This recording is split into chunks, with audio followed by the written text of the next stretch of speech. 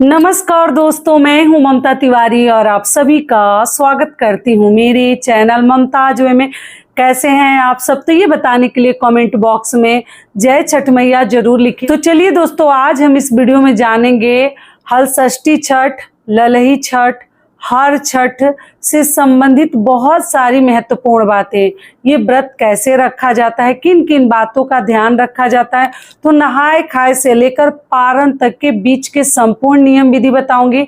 साथ में पूजा सामग्री भी बताऊंगी और ये पूजा कैसे किया जाता है, हर चीज मैं आपके साथ शेयर करूंगी। पहली बार उठाएं ना उठाएं, और भी बहुत सारी महत्वपूर्ण बातें छठ व्रत से संबंधित हम आज इस वीडियो में जानेंगे। और ये जो वीडियो है ना, आप लोगों ने रिक्वेस्ट किया था, ये रिक्वेस्टेड वीडियो है कि दीदी ललही छठ के लिए एक वीडियो जरूर डालिएगा। तो चलिए वीडियो को शुरू करते हैं।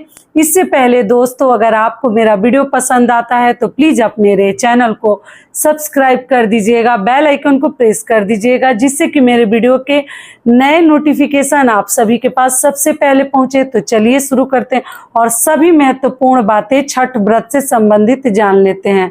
तो सबसे पहले दोस्तों आपको बता दूं, ललही छठ, हर छठ, हल षष्ठी छठ, जो भी मतलब कई नामों से हम जानते हैं, ये छठ भाद्र महीने के कृष्ण पक्ष के षष्ठी तिथि को ये व्रत रखा जाता है।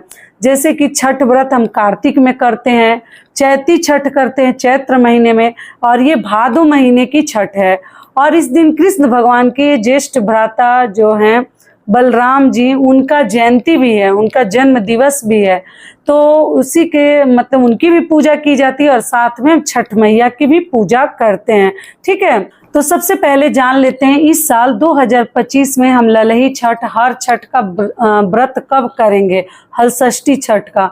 तो आपको बता दूं, देखिए 14 अगस्त को हम ये व्रत रखेंगे। दिन है गुरुवार, गुरुवार के दिन ये व्रत रखा जाएगा और एक दिन पहले हम नहाए खाए करते हैं। ठीक है, जो लोग भी ये व्रत करते हैं उन्हें तो संपूर्ण नियम विधि मालूम ही होगी। जो लोग पहली बार उठाना चाहते हैं वो लोग इस साल उठा सकते हैं, किसी प्रकार के संशय में हमें नहीं पड़नी है, कोई दिक्कत नहीं है। आप लोग ये व्रत पहली बार शुरू कर सकते हैं। ठीक है, और ये व्रत जैसे संतान के लिए किया जाता है, और जिनको संतान नहीं है, संतान की चाह रखते हैं, वो भी छठ मैया के लिए व्रत रखते हैं। कुछ लोग पुत्र की प्राप्ति के लिए व्रत रखते हैं। तो आप देख लीजिएगा, आप लोग चाहे तो पहली बार ये व्रत उठा सकते हैं, माता से प्रार्थना कर सकते हैं, या केवल मन्नत कर के छोड़ सकते हैं। जब आपका मन्नत पूरा हो जाता है तब ये व्रत आप लोग कर सकते हैं। तो आपको बता दूं कि 14 तारीख को हमें व्रत रखनी है और नहाए खाए हम 13 अगस्त को करेंगे। दिन है बुधवार, उस दिन अच्छे से स्नान ध्यान करके, जैसे बाकी छठ पूजा में हम जैसे नहाए खाए करते हैं, शुद्ध सात्विक भोजन करेंगे। ठीक है, और आप लोग बिना लहसुन प्याज का भोजन करके, मसूर की दाल, मूली वगैरह, बैगन खाकर छठ का व्रत हम नहीं रखते हैं। मूली तो इसमें मतलब चढ़ाते हैं और खाते भी हैं, लेकिन बैगन और मसूर की दाल आप लोग नहाए खाए में मत खाइएगा।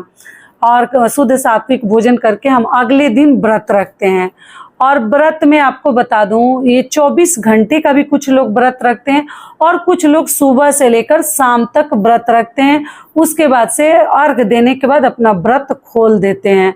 तो अब देख लीजिएगा आपके घर में किस विधि से किया जाता है। कुछ लोग केवल फलाहारी ही करते हैं, अगले दिन अन्न खाते हैं, और कुछ लोग शाम को छठ मैया की पूजा पाठ होने के बाद जैसे पारण कर लेते हैं।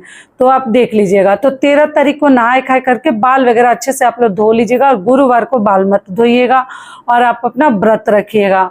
और व्रत करने के उपरांत देखिए क्या क्या सामग्री चाहिए, और पूजा विधि साथ में ही आपको बता दे रही हूँ। तो आप लोग देखिए, सामग्री में तो इसमें नियम है कि हल की तो हम पूजा भी करते हैं। एक चीज और ध्यान रखना पड़ता है इस व्रत में, कि हल से जोत कर जो भी चीजें उपजाई जाती हैं वो सब चीजें छठ मैया को नहीं चढ़ती हैं। केवल जो फ्रूट्स में, फल में आप कुछ भी ले सकते हैं, लेकिन जैसे शकरकंद हो गया, आलू हो गया, मतलब इस प्रकार के जो भी फलाहारी चीजें हैं, और एक और भी आलू आता है, साक आलू की क्या बोलते हैं, ऐसे कुछ इस टाइप के फल वगैरह हम माता को नहीं चढ़ाते हैं, जिसको कि हल चलाकर हम मतलब उपजाते हैं। तो हल से उपजी हुई चीजें नहीं चढ़ाते हैं छठ मैया को। न चीनी चढ़ाते हैं, ना हम गुड़ चढ़ाते हैं, ये सब चीजें हम नहीं चढ़ाते हैं। केवल इसमें गाय का दूध, घी, दही कुछ भी नहीं चढ़ाते हैं। भैंस का दूध, घी और जो भी चीजें खुद से उपजती हैं, जैसे एक तीनी का चावल आता है जो पोखरा में खुद से उपज जाता है, वही चावल हम छठ मैया को चढ़ाते हैं। उसी का चावल बनाते हैं, दही साथ में लेते हैं और यही सब चीज़ें हम चढ़ाते हैं। महुआ, चीनी जहाँ नहीं इस्तेमाल करेंगे, गुड़ नहीं इस्तेमाल करेंगे, तो मीठा के लिए क्या डालें, तो महुआ से बने हुए मतलब महुअर चढ़ाते हैं। ठीक है, महुआ को पीस के ठेकुआ बना के और वही हम चढ़ाते हैं। और महुआ भी प्रसाद में चढ़ाया जाता है। यहाँ तक कि महुआ का पत्ता लेकर हम उसी का दोना बनाते हैं और उसी में दही और चावल रख के 6 जगह जो भी चीज़ इस व्रत में हम चढ़ाते हैं ना, 6 मतलब जगह चढ़ाते हैं। छठ मैया के लिए 6 चीज़ें चढ़ाते हैं, 6 जगह।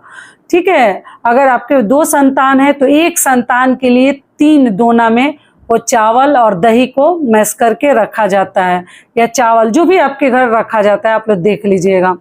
तो इस प्रकार से 6 माता को चढ़ा, उससे अधिक भी आप चढ़ा सकते हैं। 3 बच्चे हैं आपके तो 3 पुत्र हैं तो तीनों के लिए 3-3 करके 9 चढ़ा सकते हैं। लेकिन जो भी चीज़ें चढ़ेगा 6 की संख्या में हम चढ़ाते हैं। और कूस और परास जो कि लाकर हम घर में, आप किसी गमले में भी पानी रख सकते हैं, गड्ढा खोद कर भी पानी उसमें भर सकते हैं और वहीं पर आंगन में भी ये पूजा आप लोग कर सकते हैं। और कहीं द्वार पे भी आपके जगह है तो वहाँ भी गड्ढा खोद कर या किसी पात्र में पानी भरकर और कूस परास को वहीं मिट्टी में गाड़ दिया जाता है, पोखरा बनाकर उसके आसपास, और वहीं पर हम बैठकर छठ मैया की पूजा करते हैं। ठीक है, शाम को हम पूजा करते हैं। अच्छे से कोरा साड़ी इसमें पहना जाता है, पहनी धुली हुई साड़ी किसी भी छठ व्रत में हम नहीं पहनते हैं। इसमें कोई माफ़ी नहीं है और कोई नॉनवेज के बर्तन में आपको पूजा की चीज़ें नहीं बनानी है। छठ ही एक ऐसा व्रत है जिसमें किसी भी प्रकार की माफ़ी आपको नहीं मिलने वाली है। और मान लीजिए आप चाहें तो उस कूस परास में एक छठ मैया के स्वरूप में एक साड़ी या पीला लाल कपड़ा भी हम ओढ़ाते हैं। वहीं पे सभी फल फ्रूट हम चढ़ाते हैं। महुआ का जो पुआ ठेकुआ बनाते हैं वो चढ़ाते हैं, महुअर, भैंस के दूध का ही घी, ये सभी चीज़ें उसी से बनी हुई बाती वगैरह हम सब चढ़ाकर पूजा पाठ करते हैं। अक्षत सिंदूर माता को लगाकर आप लोग अपने सिंदूरा से सिंदूर लगा लीजिएगा और वही उंगली अपने मांग में भर लीजिएगा। तो ये व्रत अपने घर के आंगन में ही किया जाता है या कहीं और भी जगह छत पर भी कर सकते हैं। और करके हम छठ मैया का वहाँ पर गीत गाते हैं और हम सोहर भी गाते हैं और गाकर फिर हम अर्घ देते हैं। अर्घ घर के किसी भी पुरुष से आप लोग दिलवा लीजिएगा, गंगा जल से भी दिलवा सकते हैं और भैंस के दूध से भी दिलवा सकते हैं। और अर्घ देने के बाद वहीं पर बैठकर कुछ महिलाएं जैसे वो दही और चावल खा लेती हैं, तीनी का चावल और दही को खा लेती है बिना चीनी और गुड़ का। ठीक है, महुआ डाल के आप लोग खा सकते हैं लेकिन आप लोग चीनी और गुड़ इस्तेमाल नहीं कर सकते हैं।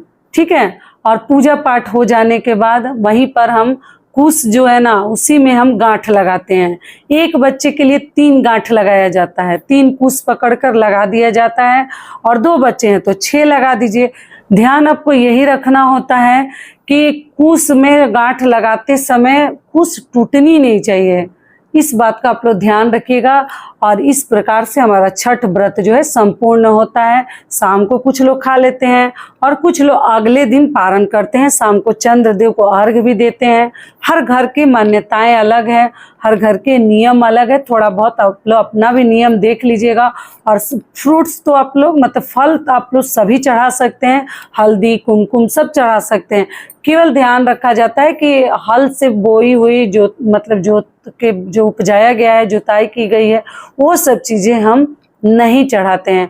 और इस दिन हम बलराम जी की पूजा करते हैं और आप चाहे तो कृष्ण जी की भी पूजा कर सकते हैं, साथ में प्रतिमा है तो और भी अच्छा है। और इस विधि से हम हल षष्ठी छठ का व्रत करते हैं। तो आशा करती हूँ सभी बातें अभी आपके समझ में आ गई होगी।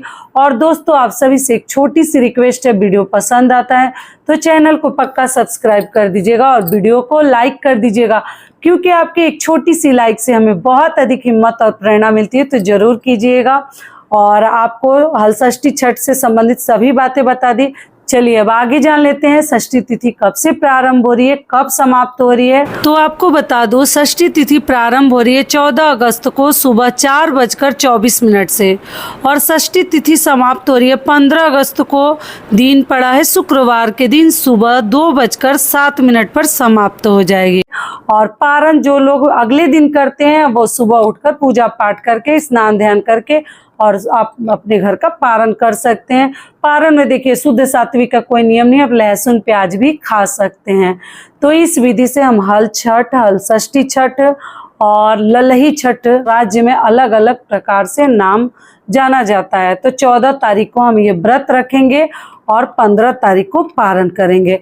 तो आशा करती हूँ ललही छठ से संबंधित सभी बातें आपके समझ में आ गई होगी। तो ये वीडियो मेरा यही तक का था, फिर मिलती हूँ एक नए वीडियो में। तब तक के लिए नमस्कार, स्वस्थ रहिए, सुरक्षित रहिए और जहाँ कहीं भी रहिए खूब खुश रहिए। धन्यवाद।